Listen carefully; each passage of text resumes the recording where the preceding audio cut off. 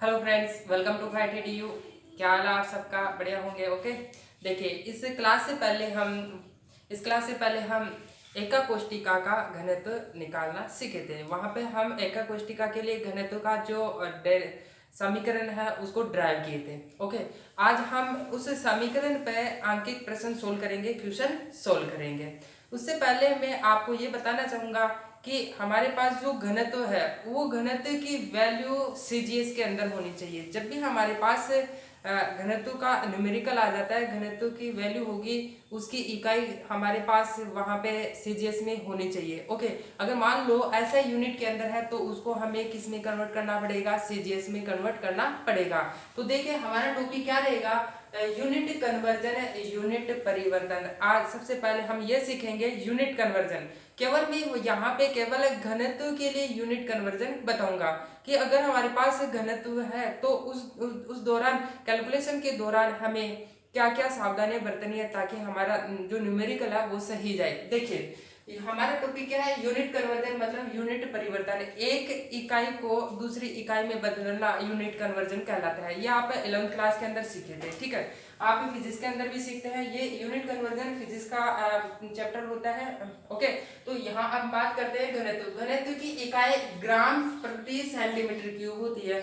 इसकी जो हमारे पास घनत्व इकाई होती है सीजीएस में होनी चाहिए। घनत्व किस में होना चाहिए? सीजीएस में होनी चाहिए। ओके, अब मान लो हमारे पास क्या है? एक एंगस्ट्रोम है। हमारे पास क्या है कि हमारे पास एक एंगस्ट्रोम है। तो एक एंगस्ट्रोम क्या होता है? 10 की पावर माइनस के 10 मीटर होता है। अब ये जो वैल्यू होती है ये तो ऐसे ही इकाई में होती है, लेकिन अगर मान लो कि एंगस्ट्रोम में दे दे या मीटर में दे दे तो हमें किस में कन्वर्ट करना पड़ेगा? सीजीएस में कन्वर्ट करना पड़ेगा। हमें घनत्व के लिए वैल्यू होनी चाहिए सीजीएस के अंदर होनी चाहिए। घनत्व की इकाई सीजीएस में होनी चाहिए। देखिए एक एंगस्ट्रोम तो होता है 10 की पावर माइनस के 10 मीटर होता है, और एक एंगस्ट्रोम के अंदर ही 10 की पावर माइनस के 8 सेंटीमीटर होता है। या फिर हम कह सकते हैं कि 10 की पावर माइनस के 10 मीटर है। इसको सेंटीमीटर में बदलेंगे तो हम क्या कर देंगे? मीटर को सेंटीमीटर में बदलेंगे तो क्या करेंगे? 100 से गुना कर देंगे तो हमारे पास कितना आ जाएगा? 10 की पावर माइनस के 8 सेंटीमीटर। ओके, आप सभी जानते हैं इसको। एक नैनोमीटर होता है 10 की पावर माइनस के 9 मीटर होता है। ये तो ऐसा ही इकाई में है। यदि हम ऐसे ही इकाई है अगर उसको हमें सीजीएस में कन्वर्ट करना है तो हम क्या करेंगे कि 10 की पावर माइनस 7 सेंटीमीटर कर देंगे। ओके, दूसरा देखिए एक पिकोमीटर दे दे तो हमें क्या करेंगे? 10 की पावर माइनस की 12 मीटर। ये तो हमारे पास ऐसा ही इकाई के अंदर है, लेकिन हमें किसमें चाहिए? सीजीएस के अंदर आनी चाहिए। तो हम क्या करेंगे? 10 की पावर माइनस 10 सेंटीमीटर कर देंगे। ये हमारा यूनिट कन्वर्जन है। ओके, जब न्यूमेरिकल सोल्व करेंगे तो मैं आपको वहां पे बताऊंगा कि इनको किस प्रकार से कन्वर्जन करेंगे। मैं यहाँ पे एक बता देता हूँ। जैसे मान लो कि अपने पास है, हमारे पास यहाँ पे क्या है कि एक एंगस्ट्रोम बराबर क्या है? एक एंगस्ट्रोम बराबर क्या है कि 10 की पावर माइनस 10 मीटर है। यदि मीटर को सेंटीमीटर में बदलना है, अगर मीटर को सेंटीमीटर में बदलना है तो हमें क्या करना पड़ेगा? हमें 100 से मल्टीप्लाई करना पड़ेगा। ऐसा क्यों करना पड़ा? देखिए हम जानते हैं कि एक मीटर बराबर क्या होता है? 100 सेंटीमीटर होता है। ओके, अगर मान लो कि मीटर को सेंटीमीटर में बदलना है तो हमें क्या करना है कि 100 से मल्टीप्लाई कर देना है। क्या कर देना? 100 से मल्टीप्लाई। मीटर को सेंटीमीटर में बदलना है तो 100 से मल्टीप्लाई करना है। लेकिन अगर मान लो कि सेंटीमीटर को मीटर में बदलना हो तो हम वहां पे क्या करेंगे? 100 से भाग कर देंगे। क्या करना पड़ेगा? हमें 100 से भाग करना पड़ेगा। अब यहाँ पे मीटर है, मीटर को हमें किस में बदलना है? मीटर को हमें बदलना है सेंटीमीटर में। मीटर को सेंटीमीटर, तो हम क्या करेंगे? 100 से मल्टीप्लाई करेंगे। तो हम यहाँ पे क्या करेंगे? 100 से मल्टीप्लाई करेंगे इनटू 100 से मल्टीप्लाई करेंगे। अब मैं इसको ऐसे भी तो लिख सकता हूँ 10 की पावर 2। अब जब हमारे पास 10 की पावर माइनस 10 मीटर है, अब हम यहाँ क्या करेंगे? 10 की पावर 2 से मल्टीप्लाई करेंगे तो कितना हो जाएगा? 10 की पावर माइनस के 10 और 10 की पावर प्लस के 2 कट करके कितना आ जाएगा? 10 की पावर माइनस के 8। तो आपको समझ में आ गया होगा। ओके, तो क्या करना है हमें? इसी प्रकार हमारे पास क्या है? यहाँ पे भी मीटर है, मीटर को सेंटीमीटर में बदलना है तो क्या करना पड़ेगा? यहाँ पे 10 की पावर 2 से मल्टीप्लाई करना पड़ेगा। तो 10 की पावर माइनस 9 के अंदर से अगर हम 10 की पावर 2 से मल्टीप्लाई करेंगे तो कितना आएगा? 10 की पावर माइनस के 7 आ जाएंगे। ओके, तो बात क्लियर हो गई होगी। यहाँ से भी मीटर को सेंटीमीटर में बदलना है तो यहाँ पे भी हमें क्या करना पड़ेगा? 10 की पावर 2 से हमें क्या करना पड़ेगा? मल्टीप्लाई करना पड़ेगा। ओके, अगर मान लो कि हमें दे रखा है 1 पिकोमीटर मतलब 10 की पावर 12 मीटर में है। अगर मीटर है तो उसको किस में कन्वर्ट करना पड़ेगा? सेंटीमीटर में। तो क्या करेंगे? इस मीटर को इस सेंटीमीटर में बदलने के लिए हमें क्या करना पड़ेगा, 100 से मल्टीप्लाई करना पड़ेगा या 10 की पावर 2 प्लस 2 से मल्टीप्लाई करना पड़ेगा।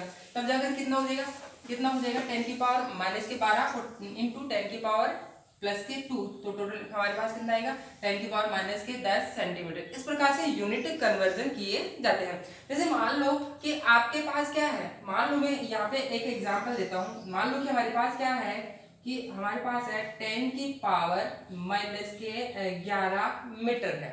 ओके, 10 की पावर माइनस के 11 है। इसको हमें किस में कन्वर्ट करना है, इसको हमें मीटर में कन्वर्ट करना है, क्योंकि घनत्व के लिए जो वैल्यू होनी चाहिए वो सारी की सारी किस में होनी चाहिए, सीजीएस के अंदर होनी चाहिए। सीजीएस के अंदर देख लो सेंटीमीटर सेंटीमीटर सेंटीमीटर। ओके, अगर जब भी आपको एंगस्ट्रॉम में, नैनोमीटर या पिकोमीटर में दे दिया जाए तो इन सभी को किस में कन्वर्ट करना पड़ेगा, सेंटीमीटर को में बदलना पड़ेगा। अगर आपको एंगस्ट्रॉम दे दिया जाए तो पहले तो आपको क्या करोगे, मीटर में चेंज करोगे, और मीटर दे दिया सेंटीमीटर में कन्वर्ट करेंगे। अगर नैनोमीटर दे दिया जाए तो नैनोमीटर को किस में कन्वर्ट करेंगे, मीटर में, और मीटर से सेंटीमीटर में कन्वर्ट कर देंगे। ओके, अगर पिकोमीटर में दिया गया है तो मीटर में बदलेंगे, फिर मीटर से किस में बदल देंगे, सेंटीमीटर में बदल देंगे। ओके, तो बात क्लियर हो गया होगा।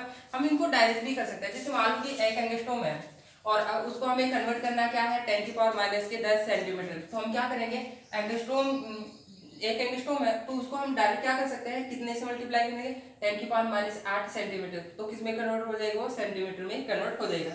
हमारे पास क्या 10 की पावर माइनस 11 मीटर है, हमें इसको किस में कन्वर्ट करना पड़ेगा, सेंटीमीटर में, क्योंकि मीटर तो किस में आ रहा है, मीटर हमारे पास आ रहा है ऐसा ही इकाई में, लेकिन घनत्व के लिए घनत्व की इकाई सीजीएस में होनी चाहिए। सीजीएस में हमारे पास क्या है, सेंटीमीटर, सेंटीमीटर में होना चाहिए। तो देखिए हम जानते हैं, हम क्या जानते हैं, क्योंकि एक मीटर के अंदर होता है 100 सेंटीमीटर। हमें मीटर को सेंटीमीटर में बदलना है, क्या करना है, मीटर को सेंटीमीटर, जब मीटर को सेंटीमीटर में बदलना है तो एक 100 से मल्टीप्लाई करना पड़ेगा। ओके, तो हम 100 सेंटीमीटर, तो हम यहाँ पे क्या कहेंगे, 10 की पावर माइनस की 11 इंटू 10 की पावर 100, यहाँ पे करते हैं 10 की पावर माइनस की 11 इंटू 100 सेंटीमीटर में। इसको ऐसे करेंगे 10 की पावर माइनस के 11 इंटू 10 की पावर 2 सेंटीमीटर। अब देखिए कितना बनेगा, 10 की पावर माइनस के 9 सेंटीमीटर। इस तरीके से आप क्या कर सकते हैं, यूनिट कन्वर्जन कर सकते हैं। ओके, तो बात क्लियर हो गई होगी। जब यहाँ पे हम क्वेश्चन सोल्व करेंगे आगे, तो आगे मैं आपको बताता जाऊंगा कि अगर हमारे पास इस तरीके से वैल्यू आ जाती है तो उनका यूनिट कन्वर्जन कैसे किया जाता है। ओके, एक काम कीजिए, आप वीडियो को पॉज कर लीजिए और इसको नोट कर लेंगे। देखिए सबसे पहले हमारा क्वेश्चन देखिए, हमारा ये रहेगा, क्वेश्चन क्या है, किसी धातु जिसका परमाणु भार दे रखा है 60 की क्रिस्टल संरचना एफसीसी एवं यूनिट सेल की कोर लंबाई 400 पिकोमीटर हो तो उसके घनत्व की गणना कीजिए। देखिए सबसे पहले अगर हमारा कोई भी क्वेश्चन है तो उस क्वेश्चन को हमें 2 बार पढ़ लेना, 3 बार पढ़ लेना, ताकि वो क्वेश्चन हमें समझ में आ जाए। अगर किसी बच्चे को अगर क्वेश्चन में दिक्कत है तो हमें कमेंट बॉक्स के अंदर जाकर के बता सकते हैं, ठीक है। वैसे तो दिक्कत आएगी नहीं, क्योंकि मैं आपको एक ऐसा तरीका बताऊंगा जिस तरीके से आप किसी भी प्रकार का न्यूमेरिकल सोल्व कर लोगे। ओके, कई बार क्या होता है कि बच्चे क्वेश्चन को तो पढ़ लेते हैं, लेकिन पढ़ने के बाद में भी उस क्वेश्चन को नहीं समझ पाते कि क्वेश्चन क्या कह रहा है, उसको कैसे सोल्व करना है और क्या फॉर्मूला लगेगा। ओके, तो मैं आपको एक इजी मेथड बताऊंगा। वो मेथड क्या है, देखिए सबसे पहले हम क्या करते हैं कि हमें जो क्वेश्चन दिया गया है उसे 2 या 3 बार पढ़ लेना है, ठीक है। और उसके बाद में हमें क्या करना है, क्वेश्चन में क्या क्या दिया गया वो सब कुछ लिख देना है। दूसरा, हमें क्या ज्ञात करना है वो लिखना है, और कौन सा फॉर्मूला लगेगा वो हमें क्या ज्ञात करना है और क्या दिया गया उसकी सहायता से पता लग जाएगा। ओके, तो हम सबसे पहले इस क्वेश्चन को सोल्व करके देखते हैं और आपको पता लग जाएगा कि क्वेश्चन सोल्व करना बहुत ही ईजी होता है। देखिए हमारे पास क्या है कि किसी धातु यानी कि परमाणु भार दे रखा है 60 की क्रिस्टल संरचना एफसीसी है तथा एवं यूनिट सेल का मतलब होता है एका कोष्टिका की कोर लंबाई मतलब भुजा की लंबाई दी गई है और कितनी दे रही है 400 पिकोमीटर हो तो उसके घनत्व की गणना कीजिए। ओके, तो हम सबसे पहले क्या करते हैं, इस क्वेश्चन को सोल्व करते हैं। सोल्व करने के लिए हम 3 स्टेप में सोल्व करेंगे। मैंने बताया सबसे पहले स्टेप क्या है, क्या दिया गया है, तो हम लिखेंगे क्या दिया गया है। हमें क्या दिया गया, किसी धातु जिसका परमाणु भार दे रखा, हमें क्या दे रखा है, हमें दे रखा है परमाणु भार दे रहा है। और परमाणु भार को हम किससे डिनोट करते हैं? परमाणु भार को हम, जो हमारे पास परमाणु भार होता है उसको हम m के द्वारा डिनोट करते हैं, क्योंकि हमारे पास जो फॉर्मूला आता है घनत्व के लिए वो क्या था? घनत्व के लिए D बराबर जिम आना। और यहाँ पे मैंने बताया था कि एक क्यूब होता है, ये ध्यान में रखना। मैंने ट्रिक बताई थी कि घनत्व निकालने के लिए एका कोष्टिका का घनत्व का क्या फॉर्मूला था? जिम आना, और ए पर क्यूब होता है, ये ध्यान में रखना है। ओके, तो हमारे पास क्या है? परमाणु भार। एम क्या है यहाँ पे? परमाणु भार। अगर परमाणु हो तो परमाणु भार होगा, और यदि अणु हो तो अणुभार होगा। यहाँ पे मैंने एम लिखा था, वो दोनों के लिए होगा। यहाँ पे हमारे पास परमाणु भार दे रखा है, मतलब एम दे रखा, और कितनी दे रखी है? 60। हम यहाँ पे AMU उसकी यूनिट भी लिख सकते हैं। ओके, अब हम क्या करेंगे आगे? देखिए आगे क्या दे रखा है? क्रिस्टल संरचना FCC। हमें कोई क्रिस्टल संरचना दे रखा है। क्या दे रखा है? क्रिस्टल संरचना, क्रिस्टल स्ट्रक्चर, क्रिस्टल संरचना दे रखी है। और जो क्रिस्टल संरचना है वो क्रिस्टल संरचना कैसी है? FCC है। कौन सी संरचना है? FCC है। ठीक है, क्रिस्टल संरचना FCC दे रखा है। देखिए हम पीछे पढ़े थे अवयवी कणों की संख्या निकालना। FCC के लिए अवयवी कणों की संख्या मतलब Z की वैल्यू कितनी होती है? FCC के लिए अवयवी कणों की संख्या होती है, अवयवी कणों एसएससी के लिए अवयवी कणों की संख्या कितनी होगी? 1 होती है। अगर हम बीसीसी की बात करें, बीसीसी के लिए अवयवी कणों की संख्या कितनी होती है? 2 होती है। और अगर हम एफसीसी की बात करें तो एफसीसी के लिए अवयवी कणों की संख्या कितनी होती है? 4 होती है। ये हम पहले वाले वीडियो के अंदर देख चुके हैं। ठीक है, अब देखिए हमारे पास क्रिस्टल संरचना और वो क्या है? एफसीसी के रूप में। और एफसीसी के लिए अवयवी कणों की संख्या मतलब जेड की वैल्यू क्या है? यहाँ पे जेड की वैल्यू हमारे पास है, जेड की वैल्यू कितनी दे रखी है? 4 होती है। ये आपको ध्यान में रखना पड़ेगा। ओके, अगर आपने अवयवी कणों की संख्या निकालना नहीं सीखा है तो आप सबसे पहले अवयवी कणों की संख्या, एका कोष्टिका की अवयवी कणों की संख्या वाला वीडियो आप जाकर के देख सकते हैं। इसका लिंक डिस्क्रिप्शन बॉक्स के अंदर दिया हुआ है। ओके, अब हम सोल्व करते हैं। आगे देखिए हमारे पास, इसको मैं हटा देता हूँ क्योंकि हमें वैल्यू क्या रखनी थी यहाँ पे? अवयवी कणों की संख्या। आगे देखिए यूनिट सेल की कोर लंबाई मतलब भुजा की लंबाई दे रखी है, तो हम यहाँ पे क्या लिखेंगे? कोर लंबाई दे रखी है, कोर लंबाई दे रखी है। और कोर लंबाई यहाँ पे क्या है? अपने पास A है, और कितनी दे रखी है? 400 पिकोमीटर। क्या है? 400 पिकोमीटर। अब देखिए जो हमारे पास भुजा की लंबाई है वो घनत्व के लिए CGS इकाई में होनी चाहिए। और CGS इकाई के अंदर घनत्व के लिए देखिए, घनत्व के लिए क्या था? ग्राम प्रति सेंटीमीटर क्यूब। मतलब लंबाई की अगर होनी चाहिए वो किस में होनी चाहिए? सेंटीमीटर में होनी चाहिए। जबकि यहाँ पे लंबाई हमारे पास क्या है? पिकोमीटर में। ओके, तो पिकोमीटर में हमें क्या करना पड़ेगा? पिकोमीटर को सेंटीमीटर में बदलना पड़ेगा। तो क्या कर सकते हैं? क्या करेंगे? 400 इंटू पिकोमीटर को हमें क्या करना है? सेंटीमीटर में बदलना। तो क्या करेंगे? 10 की पावर -10 सेंटीमीटर से मल्टीप्लाई कर देंगे, तो ये किस में कन्वर्ट हो जाएगा? ये सेंटीमीटर में कन्वर्ट हो जाएगा। ओके, इसको मैं हटा देता हूँ। हमने जो पिकोमीटर की जो वैल्यू थी उसको हमने किस में कन्वर्ट कर लिया? सेंटीमीटर। अब कैलकुलेशन को इजी बनाने के लिए देखिए मैं क्या करता हूँ, क्या हमारे पास 4 के बाद में 2 शून्य, तो हम क्या कर सकते हैं? 4 इंटू 10 की पावर, ये क्या बनेगा? 10 की पावर 2 इंटू 10 की पावर -10 सेंटीमीटर बनेगा। जब इसको इस तरह से लिखेंगे तो क्या होगा? 10 की पावर -10 में से 2 चला जाएगा तो कितना बचेगा? 8 बनेगा। तो यहाँ पे क्या लिखा जा सकता है? हम यहाँ पे क्या लिख सकते हैं? फाइनली हम यहाँ पे लिखेंगे क्या? 10 की पावर -8 सेंटीमीटर। इससे क्या होगा कि जो हमारी कैलकुलेशन होगी वो इजी बन जाएगी। ठीक है, बात क्लियर हो गई होगी। अब आगे देखिए, आगे क्या दे रखा है? वो तो उसके घनत्व की गणना कीजिए। इसका मतलब है हमें क्या निकालना है? घनत्व निकालना है। यहाँ पे हमारे पास जो 400 पिकोमीटर की जो वैल्यू दे रखी थी, ये हमारे को दे रखी थी एसआई के अंदर दे रखी थी। हमने किस में कन्वर्ट कर लिया? सीजीएस के अंदर कन्वर्ट कर लिया। ये हमारे पास दोनों वैल्यू है वो सीजीएस के अंदर है, सीजीएस के अंदर है। ओके, अब देखिए हमें सेकंड, पहला स्टेप था ज्ञात क्या करना है। सेकंड स्टेप हमारे पास क्या रहेगा? दिया गया है। दूसरा स्टेप क्या है? ज्ञात करना है। ज्ञात करना है। क्या ज्ञात करना है? देखिए उसके घनत्व की गणना करनी है। किसकी गणना करनी है? घनत्व की गणना करनी, मतलब डी क्या कैलकुलेट करना है। तीसरा स्टेप देखिए फॉर्मूला, कौन सा लगेगा? फॉर्मूला। देखिए हमने घनत्व से रिलेटेड अभी तक इस लेसन के अंदर केवल एक ही फॉर्मूला पढ़े हैं, और वो फॉर्मूला क्या है कि घनत्व के लिए क्या था, अभी भी बताया था मैंने कि जिम आना, और यहाँ पे मैंने क्या होता है एक की पावर क्या रहेगी, क्यूब रहेगा। ओके, तो हमें फॉर्मूला भी पता लग गया है। अब हमें क्या करना है, फॉर्मूले में वैल्यू तो रखनी है। देखिए डी हमें निकालना है, जेड की वैल्यू कितनी दे रही है 4 निकाल लिए, एम की कितनी वैल्यू 60, और ए की वैल्यू हमें पता है, ए की वैल्यू हमारे को दे रही है कितनी पता है, ए है। और एन ए क्या होती है, अवक्रांत संख्या होती है, उसकी वैल्यू 6.023 × 10⁻23 होती है।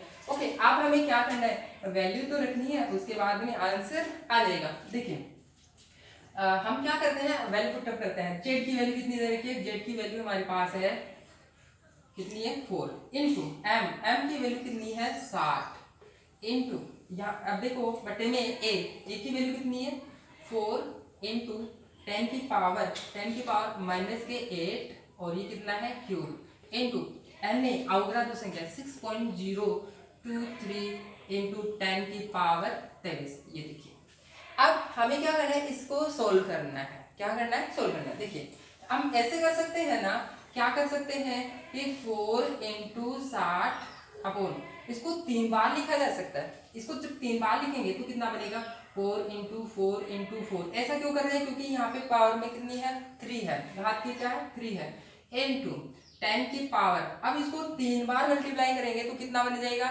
माइनस के 8 है, 10 की पावर माइनस के 8, 10 की पावर माइनस के 8, 10 की पावर माइनस के 8, और घातांक क्या हो जाती है, जुड़ जाती है, तो फाइनली कितना बनेगा 24 बनेगा। कितना बनेगा 24 इंटू, अब देखिए पॉइंट के बाद में यहाँ पे कितनी संख्या, पॉइंट के बाद में 6.023 है। पॉइंट के बाद में जो संख्या बहुत ही कम है उसको हम क्या कर सकते हैं, नेगलेक्ट कर सकते हैं। इससे क्या होगा, कि हमें कैलकुलेशन में दिक्कतें नहीं आएगी। मैं क्या कर रहा हूँ, पॉइंट के बाद में जो संख्या इसको हटा रहा हूँ, बाकी को रख लेते हैं। ठीक है, अब देखिए इस क्वेश्चन को अब सोल्व करना बहुत ही आसान हो चुका है। हम क्या करेंगे, इस एक 4 से 4 कट चुका है। ठीक है, आगे देखिए हमारे पास क्या है, यहाँ पे 60 है और यहाँ पे कितना है 4 है। हम क्या करेंगे, 2 से भाग दे सकते हैं, तो इतना इसमें 2 का भाग देंगे 2 बार, और इसमें कितना जाएगा 30 बार होगा। ओके, अब नेक्स्ट देखते हैं। नेक्स्ट हमारे पास क्या हो जाएगा, यहाँ पे 1 और यहाँ पे कितना हो जाएगा 15। तो ऊपर हमारे पास कितना बचा, 15 बच गया होगा, है ना। अब देखिए यहाँ पे हमारे पास क्या है, 10 की पावर माइनस के 24 और यहाँ पे 10 की पावर 23 है। ये कटेगा तो यहाँ पे बचेगा 10 की पावर -1 बचेगा। ओके, हम क्या वैल्यू बच गई है उनको रख लेते हैं। ऊपर क्या बचा होगा, ऊपर हमारे पास बचा है 15, और नीचे देखो कट चुकी है, यहाँ पे 4 बचा है इंटू, और यहाँ पे क्या बचा है 6 बचा है इंटू, यहाँ और क्या बचा है, और बचा हमारे पास 10 की पावर -1। हम क्या कर सकते हैं, 10 की पावर -1 है, इसको ऊपर ले जाएंगे। ऊपर ले जाएंगे तो हमारे पास इक्वेशन क्या बनेगा, d बराबर 15 इंटू 10 4 इंटू 6। अब देखिए अब इसको सोल्व करना है, हमें क्या करना है, सोल्व करना है। सोल्व करके कैसे कर सकते हैं, 2 का 2 4, और यहाँ पे कितना आ जाएगा 5 आ जाएगा, और सोल्व करते हैं। देखिए आगे हमारे पास क्या बनेगा, d बराबर 15 को 5 से मल्टीप्लाई करेंगे तो कितना बनेगा, 15 5 75 और 6 दूनी 12। अब हमें क्या करना है कि 75 में 12 का भाग देना है। 75 में 12 का भाग देंगे तो देखिए इसको यहाँ पे सोल्व करके देख लेते हैं। 75 में 12 5 7 5 6 72, कितना बना, यहाँ पे कितना बचेगा 3 बचेगा, और हम क्या कर देंगे पॉइंट लगा देंगे सिर्फ 12 दूनी 24 12 दूनी 24। तो लगभग कितना है अपने आंसर आ चुका है, कितना देखिए 6.2 बना है। कितना बना है 6.2। अब ये आंसर आ चुका है, इसके बाद हमें क्या लगाना है, घनत्व की इकाई। घनत्व की जिसमें इकाई क्या होती है, ग्राम सेंटीमीटर क्यूब। तो यहाँ पे हम क्या लिख देंगे, ग्राम सेंटीमीटर क्यूब, और यही हमारा क्या है आंसर है। ओके, यही हमारा क्या है आंसर है। तो आपको ये समझ में आ गया होगा, हमने इस क्वेश्चन को 3 स्टेप के अंदर सोल्व किए हैं। कैसे कि हमें क्या दिया गया, जो क्वेश्चन दिया गया उसको हमने पढ़ा 1-2 बार, और उसके बाद में क्या क्या दिया गया वो लिख दिया है। उसके बाद में हमने क्या किया है, हमने ये किया है कि क्या ज्ञात करना है, क्या ज्ञात करना है, यहाँ पे केवल और केवल हमें घनत्व निकालना था, ठीक है। और उसके बाद में फॉर्मूला क्या ज्ञात करना है और क्या दिया गया है, इसके साथ से हमें क्या पता लग जाएगा, फॉर्मूले का पता लग जाएगा। क्या ज्ञात करना है, घनत्व, और घनत्व के लिए फॉर्मूला क्या था हमारे पास, ये फॉर्मूला था।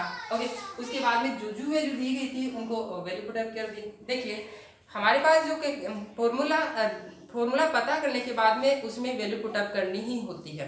ओके, आपको कैलकुलेशन आना चाहिए, क्योंकि अब यहाँ इस लेवल पर आपको कैलकुलेशन नहीं सिखाई जाती। कैलकुलेशन सिखाने का, टीचर का जो कैलकुलेशन सिखाने का जो काम होता है वो 10th स्टैंडर्ड तक ही होता है, आगे नहीं होता। आगे तो आपको ही करना ही पड़ेगा। ओके, तो बात क्लियर हो गई होगी। हमें क्या करना है कि कोई भी क्वेश्चन है उसमें क्या दिया गया है, क्या ज्ञात करना, क्या फॉर्मूला लगाना, इतना करने के बाद में फॉर्मूले में वैल्यू पुट अप करनी है और हम उस क्वेश्चन को सोल्व कर लेंगे। ओके, तो आप ज़्यादा से ज़्यादा कैलकुलेशन करें ताकि आपके जो कैलकुलेशन की स्पीड हो वो ज़्यादा से ज़्यादा हो सके। यहाँ मैं आपको क्या है कि क्वेश्चन एक स्टेप बाय स्टेप बता रहा हूँ, हो सकता है कि समय लगे, लेकिन जब आप एक बार सीख जाओगे ना, फ्लो में आ जाओगे, तो इस क्वेश्चन को आप चुटकियों में 1-2 मिनट के अंदर कर लोगे, 1 मिनट भी नहीं लगेगा, है ना।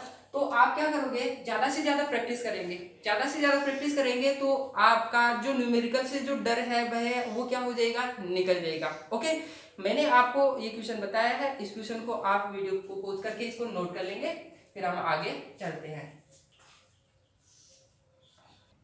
हाँ देखिए, यहाँ पे हम दूसरे टाइप का क्वेश्चन लेते हैं। एक टाइप का क्वेश्चन हमने सोल्व कर लिया, दूसरे टाइप का क्वेश्चन देखिए। किसी धातु परमाणु जिसका परमाणु भार है, हमारे पास यहाँ जो परमाणु भार है, यहाँ पे हम 60 न लेकर के यहाँ पे हम ले लेते हैं 50। ओके, कितना, 50 की क्वेश्चन संरचना यहाँ पे दे रखी है BCC है एवं घनत्व दे रखा है 5.96 ग्राम सेंटीमीटर क्यूब हो, तो उसके इकाई सेल की पूर्ण लंबाई मतलब भुजा की लंबाई और आयतन की गणना कीजिए। देखिए, तो हम क्या करते हैं, इसको क्या करेंगे, स्टेप बाय स्टेप सोल्व कर लेते हैं। सबसे पहले सोल्व करने का क्या मेथड है, देखिए सोल्व करने का मेथड ये है कि सबसे पहले क्या दिया गया वो लिखना है, क्या ज्ञात करना वो लिखना है, और उसके बाद में फॉर्मूला कौन सा लगेगा, उसके बाद में वैल्यू पुट अप करके सोल्व कर लेना है।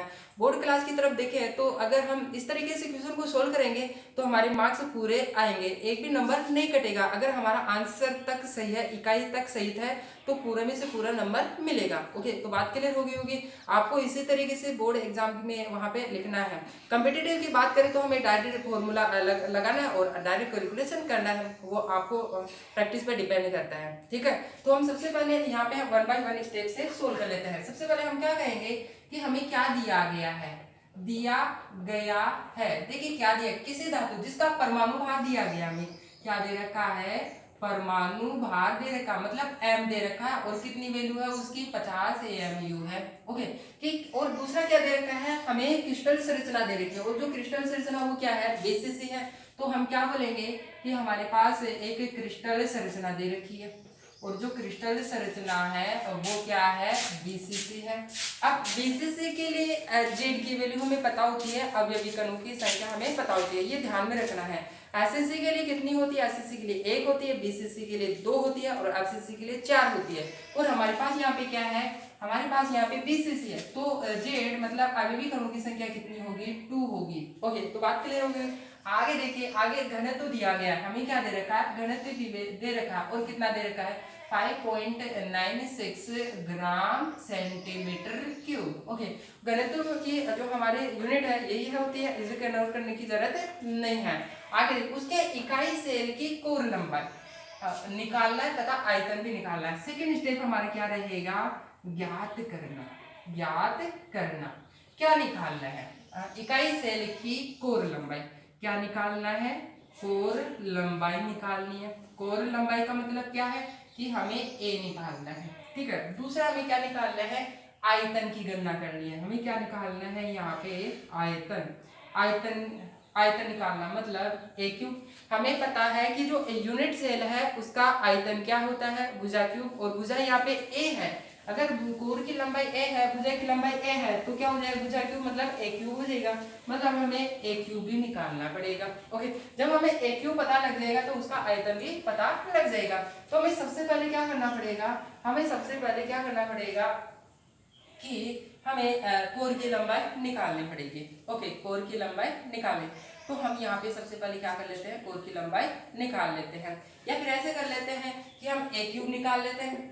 क्या निकाल लेते हैं, ए क्यूब निकाल लेते हैं। देखिए तो सबसे पहले हम बात कर लेते हैं फॉर्मूला कौन सा लगेगा। फॉर्मूला, अगर हम फॉर्मूले की बात करें तो फॉर्मूला कौन सा लगेगा, हमें फॉर्मूला एक ही लगेगा। यहाँ पे केवल क्या फॉर्मूला है हमारे पास घनत्व के लिए, घनत्व बराबर क्या होता है, z m into m a cube into n a, जिसके लिए ट्रिक क्या है, ट्रिक क्या है, जिम आना, और एक का क्यूब होगा यहाँ पे। ओके, अब हमें क्या करना है, वैल्यू पुटअप करनी है और सोल्व करना है। देखिए हमारे पास डी की वैल्यू दे रखी है, डी हमारे पास कितना है, डी हमारे पास दे रखा है 5.96 इक्वल टू जेड, जेड कितना, जेड होता है 2, हम यहाँ पे 2 लिख देंगे। आगे देखिए, आगे एम कितना है 50, और यहाँ पे ए क्यूब हमें क्या करना है, निकालना है। तो इसको ऐसे कैसे लिख देते हैं, ए क्यूब इंटू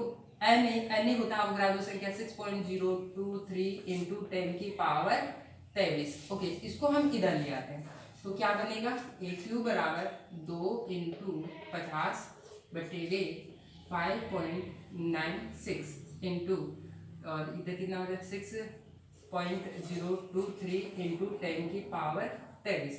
अब देखिए हमारे पास ये वैल्यू आई है, इनको हमें क्या करना है, सोल्व करना है। यहाँ पे देखिए अब इसमें हमें इक्वेशन को क्या करना है, इसको सोल्व करना है। इस समय यहाँ पे जो वैल्यू दे रखी है इनको सोल्व करना है।